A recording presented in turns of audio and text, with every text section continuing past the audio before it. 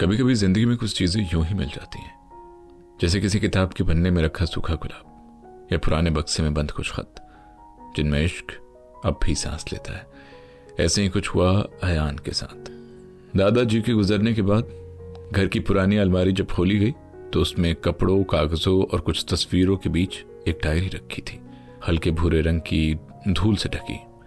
लेकिन जैसे ही अयान ने उसे उठाया, उसे ऐसा महसूस हुआ जैसे किसी अधूरे अफसाने ने उसकी उंगली थाम ली हो। डायरी पर लिखा था फातिमा के नाम, वो जो कभी मेरी नहीं हो सकी। अयान ये पढ़कर सन्न रह गया। उसने अपने दादाजी को हमेशा एक सख्त, सीधे और घरेलू इंसान के तौर पर देखा था। कभी सोचा ही नहीं था कि उनके सीने में कोई मोहब्बत की कहानी भी तभी हो सकती है। उसने धीरे धीरे पहला पन्ना खोला। पन्ने पर लिखा था 15 अगस्त 1947। शहर में आज़ादी का जश्न है, लेकिन मेरा दिल बंद है क्योंकि आज मैंने फातिमा को आखिरी बार देखा। वो कह रही थी, असरार, अब मुल्क भी बदल गया है, हम लोग कहाँ मिलेंगे। और मैं बस इतना ही कह पाया, जहां भी रहोगी मेरी दुआओं में रहोगी।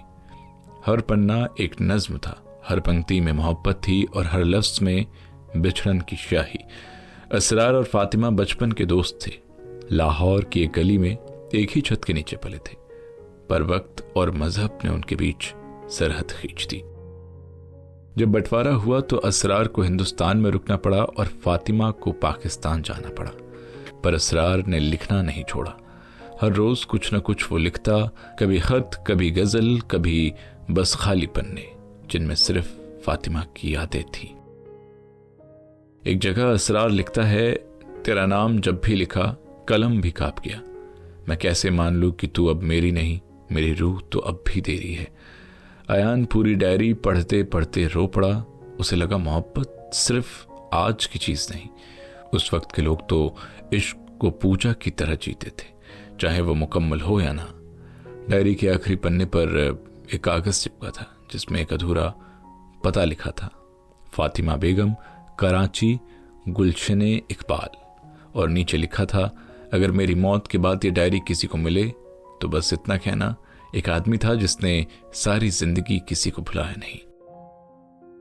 अयान ने वो डायरी अपनी अलमीरा में नहीं रखी, बल्कि उसने एक ब्लॉग शुरू किया, फातिमा के नाम, जहां उसने दादाजी की हर नज्म, हर खत, हर याद को डिजिटलाइज कर दिया। लोग पढ़ते गए, आंसू बहाते गए और कई साल बाद कराची से एक मेल आया, मैं फातिमा बेगम की पोती हूं। मेरी नानी अब इस दुनिया में नहीं है, लेकिन वो आखिरी दम तक एक डायरी की बात करती रही। अब जाकर लगा कि शायद ये वही डायरी है। शुक्रिया, आपने दो अधूरी रूहों को फिर से जोड़ दिया। और ये थी एक मोहब्बत जो बिछड़ कर भी खत्म नहीं हुई। शायद इसलिए कुछ अफसाने सिर्फ अल्फाज में नहीं, सांसों में महफूज रहते हैं। मिलते हैं फिर किसी और अधूरी कहानी के साथ। तब तक ले सुनते रहिए सुनो जिंदगी।